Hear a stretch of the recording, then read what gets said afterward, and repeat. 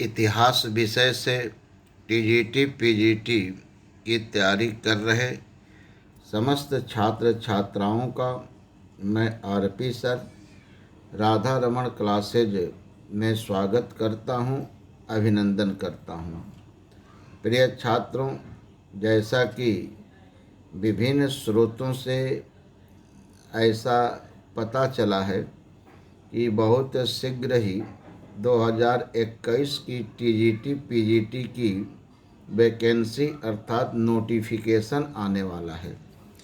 इसी को दृष्टि में रखते हुए मैं राधा रमण क्लासेज के माध्यम से टीजीटी पीजीटी की तैयारी कर रहे छात्र छात्राओं तक इतिहास से संबंधित कुछ महत्वपूर्ण सामग्री पहुंचाने का कार्य कर रहा हूं। प्रिय छात्रों, पूर्व की वीडियो में हमने शांति खोज के रूप में महात्मा गौतम बुद्ध के ज्ञान प्राप्ति प्रारंभिक जीवन संबंधित चर्चा किया था। दूसरी वीडियो में शांति के उपाय के रूप में बौद्ध महात्मा गौतम बुद्ध द्वारा स्थापित आर्य सत्य और अष्टांगिक मार्ग पर हम लोग चर्चा किया था। आज हम लोग अपनी चर्चा की शुरुआत बौद्ध धर्म के दार्शनिक सिद्धांत से करेंगे और बौद्ध धर्म को प्रचारित प्रसारित करने के लिए महात्मा गौतम बुद्ध द्वारा किस तरह का कार्य किया गया, इस पर भी हम लोग चर्चा करेंगे। प्रिय छात्रों, बौद्ध धर्म एक अनीश्वरवादी धर्म है। महात्मा गौतम बुद्ध ने ईश्वर को सृष्टि का कर्ता नहीं माना। उन्होंने ईश्वर के संबंध में, आत्मा के संबंध में, जगत के संबंध में, बंधन मोक्ष कर्म फल पुनर्जन्म के संबंध में जो कुछ भी कहा, उसी को बौद्ध धर्म का दार्शनिक सिद्धांत बताया गया है।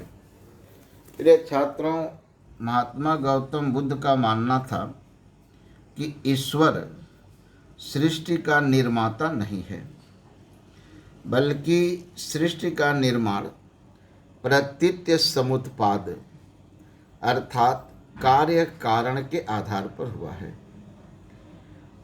और कार्य कारण एक नश्वर चीज है, यह शाश्वत नहीं है, नित्य नहीं है, अनादि नहीं है, बल्कि कार्य कारण की सत्ता जो है वह क्षणिक होती है। एक समय के बाद कार्य कारण स्वतः समाप्त हो जाते हैं। इसीलिए बौद्ध धर्म को क्षण भंगुरवाद के नाम से भी जाना जाता है।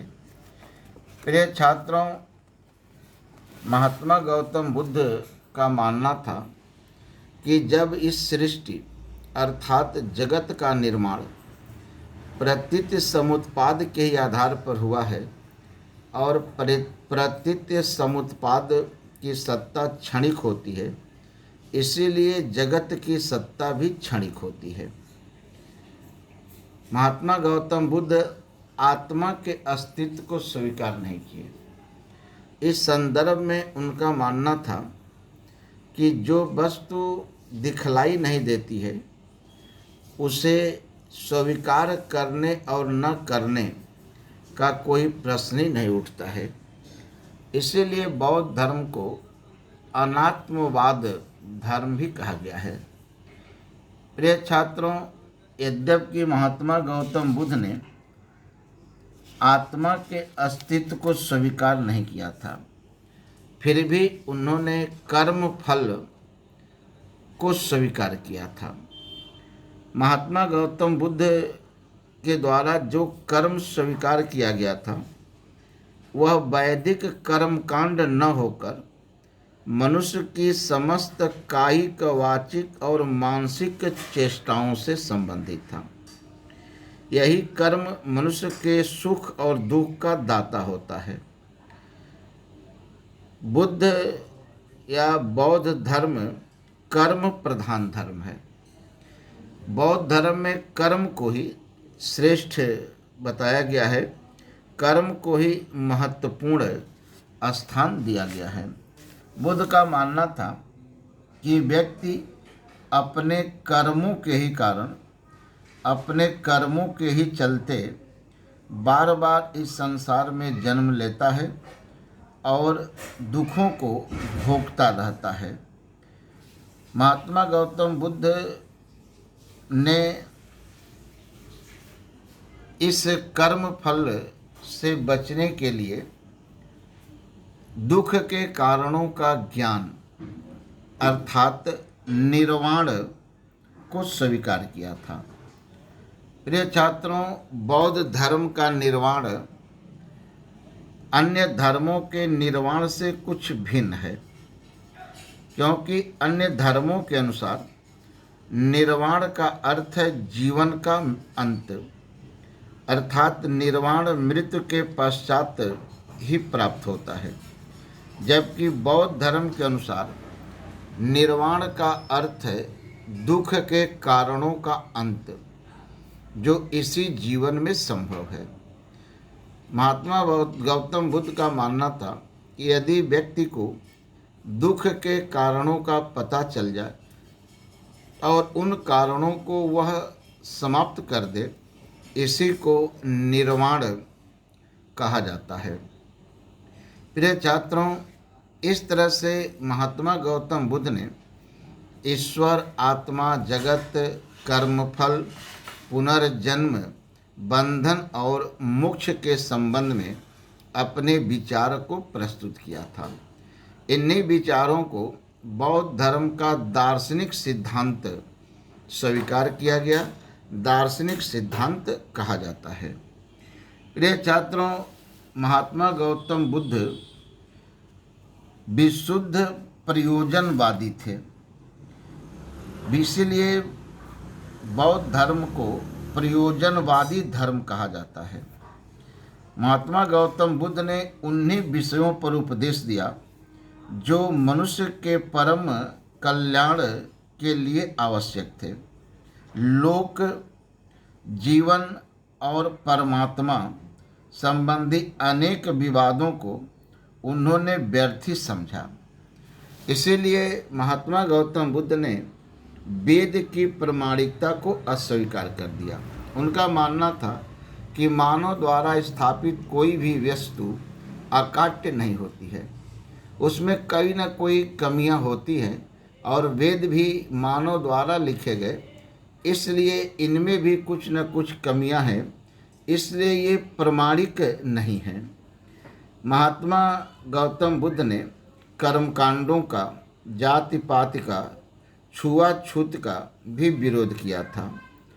उनके अनुसार मनुष्य में भेद जन्म के आधार पर नहीं बल्कि कर्म के आधार पर होना चाहिए। बुद्ध ने नदी स्नान, स्वप्न विचार, भविष्यवाणी जैसे अंधविश्वासों की भी निंदा की थी। महात्मा गौतम बुद्ध संन्यास ग्रहण के भी पक्ष में नहीं थे, यद्यपि उन्होंने बौद्ध भिक्षुओं को संन्यास ग्रहण करने के लिए आवश्यक बतलाया था। तो इस तरह से महात्मा गौतम बुद्ध ने प्रायः उन्हीं को उपदेश दिया, उन्हीं बिंदुओं को जन जन तक पहुंचाया जो जनता के, मानव समाज के हितकर था, कल्याणकारी था। प्रिय छात्रों, महात्मा गौतम बुद्ध द्वारा जो बोध गया में ज्ञान की प्राप्ति की गई थी, उस ज्ञान को जन जन तक पहुंचाने का संकल्प लिया गया था। उन्होंने अपना उपदेश अर्धमागधी भाषा में दिया था। पाली भाषा में बौद्ध साहित्य लिखे गए हैं, बुद्ध के उपदेश पाली भाषा में नहीं थे। इन्होंने जनता को अपना प्रवचन, अपना उपदेश अर्धमागधी भाषा में दिया था। प्रिय छात्रों, महात्मा गौतम बुद्ध वर्ष के 8 माह अपने विचारों को, सिद्धांतों को जन जन तक पहुंचाते थे, अर्थात इसका प्रचार प्रसार करते थे। शेष 4 माह वर्षा काल के विभिन्न विहारों में विश्राम करते और बौद्ध भिक्षुओं के साथ विचार विमर्श करते थे। इसी को बौद्ध ग्रंथों में वर्षा काल कहा गया है। महात्मा गौतम बुद्ध द्वारा वर्षा काल में विहारों में बौद्ध भिक्षुओं के साथ जो विचार विमर्श किया जाता था, इसी विचार विमर्श को बौद्ध ग्रंथों में उपोषथ के नाम से अंकित किया गया, उपोषथ कहा गया है। महात्मा गौतम बुद्ध जिन विहारों में वर्षा काल व्यतीत करते थे, उनमें राजगृह स्थित बेलुबन विहार और श्रावस्ती स्थित जेतवन विहार का अत्यंत महत्वपूर्ण स्थान है। महात्मा गौतम बुद्ध का सर्वाधिक प्रभाव श्रावस्ती में ही पड़ा था, क्योंकि यहीं पर उन्होंने अपना सर्वाधिक वर्षा काल व्यतीत किया था। प्रिय छात्रों, बौद्ध ग्रंथ विनय पिटक से पता चलता है कि ज्ञान प्राप्ति के बाद महात्मा गौतम बुद्ध 7 दिन तक बोध गया में पड़े रहे। जिस समय महात्मा गौतम बुद्ध बोध गया में थे, उसी समय उनके पास तपस्सु और भल्लिक नामक 2 बंजारे पहुँचे। प्रिय छात्रों, महात्मा गौतम बुद्ध ने तपस्सु और भल्लिक को अपना शिष्य बनाया और ये महात्मा गौतम बुद्ध के प्रथम शिष्य के रूप में स्वीकार किए गए हैं। प्रिय छात्रों, यह दलित वर्ग के इतिहास में अत्यंत गौरव की बात है कि उन्हीं के 2 प्रतिनिधि अंतर्राष्ट्रीय ख्याति प्राप्त धर्म के प्रथम शिष्य बने थे। तपस्सु और भल्लिक को शिष्य बनाने के बाद महात्मा गौतम बुद्ध बोधगया से चलकर ऋषिपत्तन अर्थात सारनाथ पहुँचे थे। यहाँ पर महात्मा गौतम बुद्ध की मुलाकात उन्हीं 5 ब्राह्मणों से हुई जो बोधगया में उनको छोड़कर सारनाथ चले आए थे। महात्मा गौतम बुद्ध ने इन्हीं 5 ब्राह्मणों को अपना पहला धर्म उपदेश दिया और यही 5 ब्राह्मण महात्मा गौतम बुद्ध के प्रथम अनुयायी बने। सारनाथ में बुद्ध द्वारा जो उपदेश दिया गया था, इसी को धर्म चक्र प्रवर्तन के नाम से जाना जाता है। धर्म चक्र प्रवर्तन के प्रति सम्मान प्रकट करते हुए या उसे अस्थायित्व प्रदान करने हेतु मौर्यवंशी शासक अशोक द्वारा सारनाथ में एक प्रस्तर स्तंभ स्थापित करवाया गया और एक स्तूप का निर्माण भी करवाया गया था। प्रिय छात्रों, महात्मा गौतम बुद्ध द्वारा इसी सारनाथ में बौद्ध संघ की स्थापना की गई थी। बौद्ध धर्म को प्रचारित प्रसारित करने में बौद्ध संघ का महत्वपूर्ण स्थान है। महात्मा गौतम बुद्ध सारनाथ से काशी पहुँचे और यहाँ पर उन्होंने अपना प्रथम वर्षा काल व्यतीत किया था। जब महात्मा गौतम बुद्ध काशी में वर्षा काल व्यतीत कर रहे थे, उस समय काशी का यश नामक श्रेष्ठी अपने माता पिता, पत्नी एवं विमल, सुबाहु, पूर्वजित, गवामपति नामक 4 मित्रों तथा 50 साथियों के साथ बुद्ध के समक्ष उपस्थित हुआ। यश के माता पिता एवं पत्नी बुद्ध की शिष्यता ग्रहण कर लिए।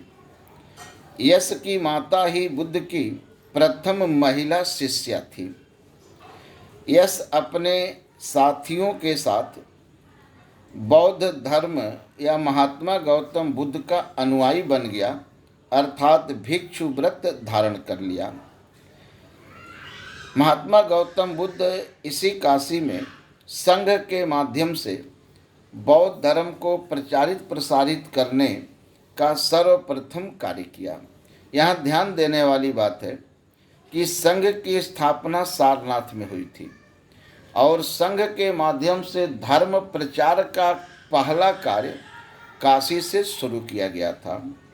महात्मा गौतम बुद्ध ने भिक्षुओं को आदेश दिया कि धर्म के प्रचार प्रसार हेतु, लोक कल्याण हेतु आप सब विचरण करें, पर एक साथ दो नहीं, यानी भिन्न भिन्न क्षेत्रों में घूमकर आप लोक कल्याण करें, धर्म को जो है प्रचारित प्रसारित करें। प्रथम वर्षा काल की समाप्ति पर महात्मा गौतम बुद्ध काशी से उर्वेला अर्थात बोध गया की ओर चल पड़े। इस समय बोध गया ब्राह्मण धर्म और कर्म कांड का प्रधान केंद्र था। यहाँ पर ब्राह्मण धर्म एवं कर्मकांड का नेतृत्व मुख्य कश्यप, नंदी कश्यप तथा गया कश्यप नामक भाई कर रहे थे। इन कश्यप बंधुओं के हजारों शिष्य थे। कश्यप बंधुओं ने अपने हजारों शिष्यों के साथ न केवल बौद्ध धर्म स्वीकार किया बल्कि भिक्षु व्रत भी धारण कर लिया। कश्यप बंधुओं को बौद्ध धर्म में दीक्षित करने के बाद महात्मा गौतम बुद्ध राजगृह पहुँचे। यहाँ पर उन्होंने अपना दूसरा, तीसरा और चौथा वर्षा काल व्यतीत किया था। इस समय राजगृह के सिंहासन पर बिंबिसार आसीन थे। बिंबिसार ने महात्मा गौतम बुद्ध का भव्य आदर सत्कार किया और भिक्षुओं के निवास हेतु इसी समय राजगृह में बेलूबन विहार का निर्माण करवाया। इस समय राजगृह ब्राह्मण धर्म एवं दर्शन का केंद्र था और यहाँ पर ब्राह्मण धर्म एवं दर्शन का नेतृत्व संजय तापस कर रहा था। संजय तापस अपने शिष्य सारिपुत्र और मौदगलायन के कहने पर महात्मा गौतम बुद्ध की सेवा में उपस्थित हुआ और उनके व्यक्तित्व से प्रभावित हो अपने समस्त शिष्यों के साथ बौद्ध धर्म स्वीकार कर लिया तथा भिक्षु व्रत धारण कर लिया। प्रिय छात्रों, ये सारिपुत्र और मौदगलायन मूलतः राजगृह के ही रहने वाले थे, लेकिन जब असीज वप नामक भिक्षु काशी में घूम रहा था तो वहीं पर सारिपुत्र और मौदगलायन की मुलाकात हुई।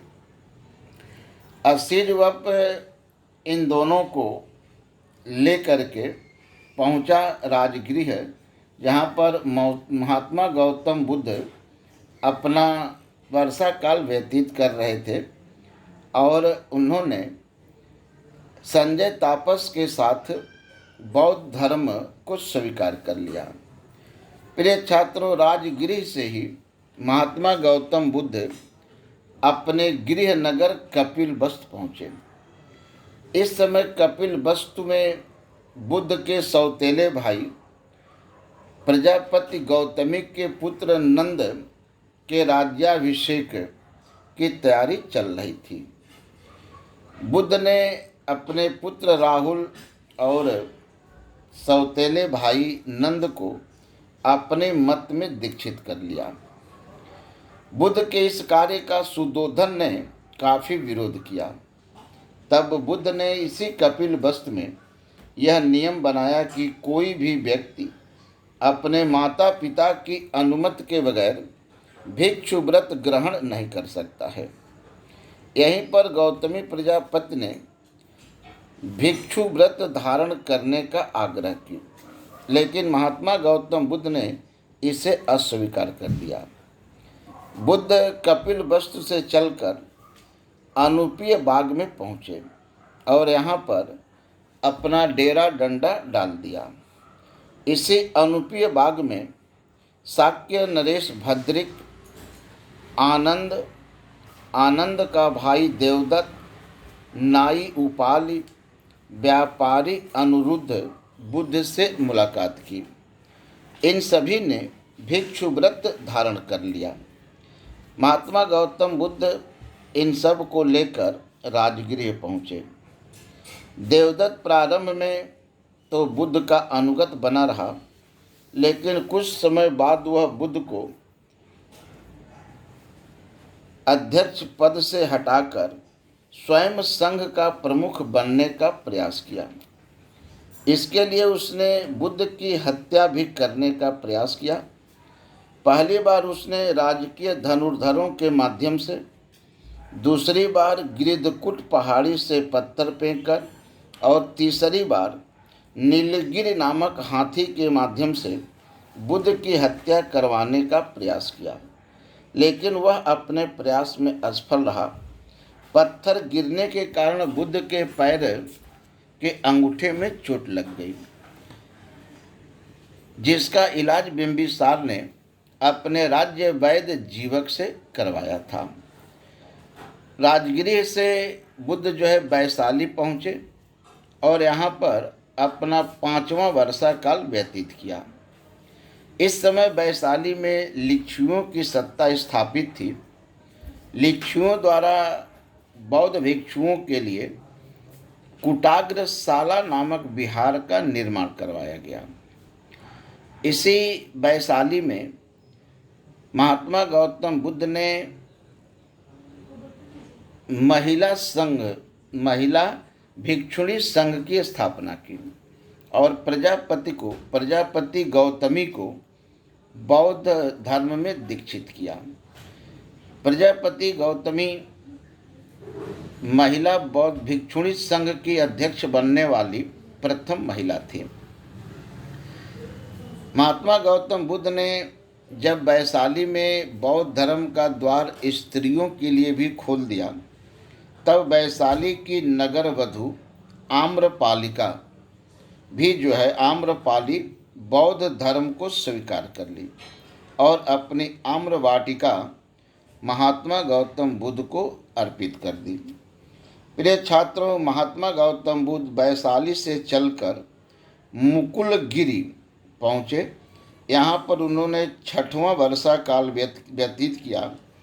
महात्मा गौतम बुद्ध अपना 7वां वर्षा काल तावतिंस लोक में व्यतीत किया था।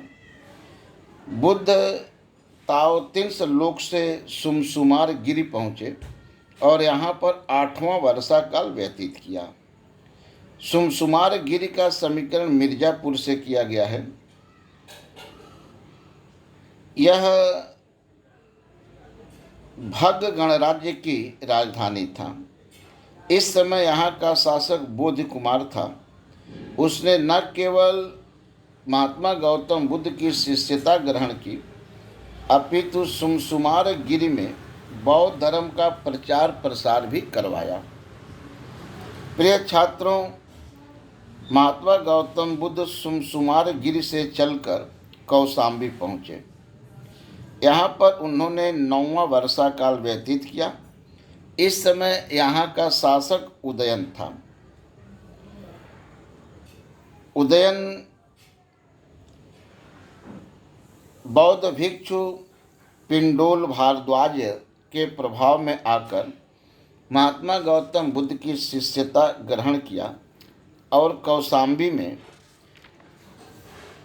एक विहार का निर्माण कर बौद्ध भिक्षुओं के रहने के लिए दान कर दिया। प्रिय छात्रों, महात्मा गौतम बुद्ध कौशाम्बी से 10वां वर्षा काल व्यतीत कर आगे बढ़ना शुरू किए और अपना 11वां वर्षा काल नल ग्राम में व्यतीत किया। प्रिय छात्रों, महात्मा गौतम बुद्ध नलग्राम से बेरेंजा नामक स्थान पर पहुँचे और यहाँ पर उन्होंने अपना 12वां वर्षा काल व्यतीत किया।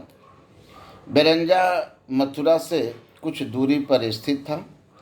जब महात्मा गौतम बुद्ध बेरेंजा में रुके हुए थे, उसी समय अवंती नरेश चंड प्रद्युत ने अपने पुरोहित महाकत्यायन या महाकत्यायन को बेरेंजा भेजकर महात्मा गौतम बुद्ध को अवंती आने के लिए आमंत्रित किया, लेकिन महात्मा गौतम बुद्ध अवंती जाने में असमर्थता व्यक्त की।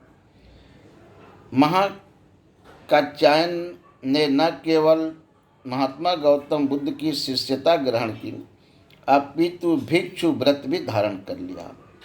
अवंती में बौद्ध धर्म को प्रचारित प्रसारित करने का श्रेय महाकाश्यप को ही है। महाकाश्यप ने ही मथुरा में भी बौद्ध धर्म का प्रचार प्रसार किया था। प्रिय छात्रों, 13वां वर्षा काल महात्मा गौतम बुद्ध ने चेलियागिरी में व्यतीत किया। चेलियागिरी से महात्मा गौतम बुद्ध श्रावस्ती पहुँचे और यहाँ पर 14वां वर्षा काल व्यतीत किया। इस समय यहाँ का शासक प्रसेनजीत था। उसने अपनी पत्नी मल्लिका के प्रभाव में आकर न केवल बुद्ध की शिष्यता ग्रहण की, बल्कि बौद्ध भिक्षुओं के लिए पुब्बाराम नामक विहार का भी निर्माण करवाया। प्रिय छात्रों, भिक्षुणियों के रहने के लिए प्रसेनजीत ने मल्लिका राज नामक विहार का भी निर्माण करवाया। इसी समय अनाथ पिंडक ने राजकुमार जेत से जेतवन विहार खरीदकर बुद्ध को दान किया था। इस दान की पुष्टि भालहुत स्तूप के बेस्टिन पर उत्कीर्ण अभिलेख से होती है। यहीं पर महात्मा गौतम बुद्ध ने अंगुलीमाल नामक डकैत को भी बौद्ध धर्म में दीक्षित किया था। प्रिय छात्रों, बुद्ध का 15वां वर्षा काल कपिलवस्तु में, 16वां वर्षा काल आवल में, 17वां राजगृह में, 18वां चेलियागिर में, 19वां राजगृह में व्यतीत हुआ था। इसके बाद बुद्ध कौशल की राजधानी श्रावस्ती में ही अपने जीवन के शेष वर्षा काल व्यतीत किया। बुद्ध के जीवन का अंतिम वर्षा काल राजगृह में व्यतीत हुआ था। बुद्ध राजगृह से कुशीनगर की लंबी यात्रा किए और विभिन्न ग्रामों का भ्रमण करते हुए महात्मा गौतम बुद्ध कुशीनगर की ओर बढ़ने लगे। जब महात्मा गौतम बुद्ध कुशीनगर की ओर बढ़ रहे थे, तभी पावा नामक स्थान पर चुंद नामक सुनार के यहाँ भोजन ग्रहण किए। चुंद ने महात्मा गौतम बुद्ध को जो भोजन पदार्थ अर्पित किया, उसमें शूकर माधव का भी उल्लेख मिलता है। चुंद के यहाँ भोजन करने से बुद्ध को आँव पड़ गया और इसी प्रक्रिया में, इसी अवस्था में बुद्ध कुशीनगर पहुँचे। कुशीनगर में 80 वर्ष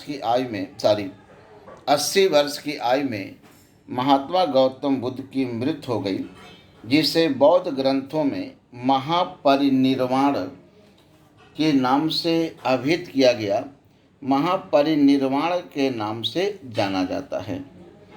प्रिय छात्रों, इस तरह से महात्मा गौतम बुद्ध जी अपने जीवन काल में एक स्थान से दूसरे स्थान घूम कर बौद्ध धर्म को प्रचारित प्रसारित किया।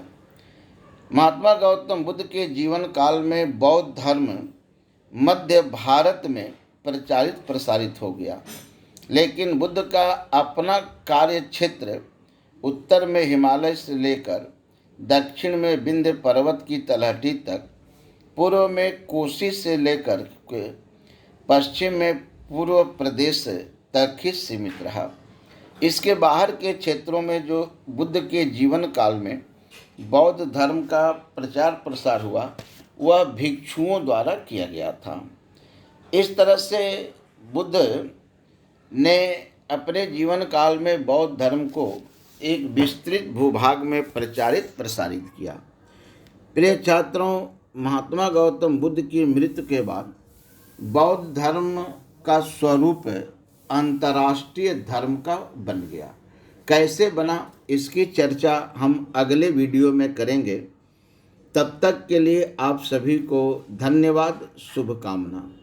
प्रिय छात्र, अगर आपको इस तरह की सामग्री पसंद आ रही हो, आपको लग रहा हो कि टीजीटी, पीजीटी, नेट, जेआरएफ की परीक्षाओं में ये सामग्री लाभप्रद साबित हो सकती है, तो आप लोग कम से कम वीडियो को लाइक कर लीजिए, शेयर कर लीजिए और इसी तरह की सामग्री की अपेक्षा रखते हों तो राधा रमण क्लासेज को सब्सक्राइब करें, ताकि जैसे इस तरह की महत्वपूर्ण सामग्री अपलोड हो सबसे पहले आपको प्राप्त हो, जिससे आप इसका अध्ययन करें, नोट्स बनाएं और अपने लक्ष्य को प्राप्त करें।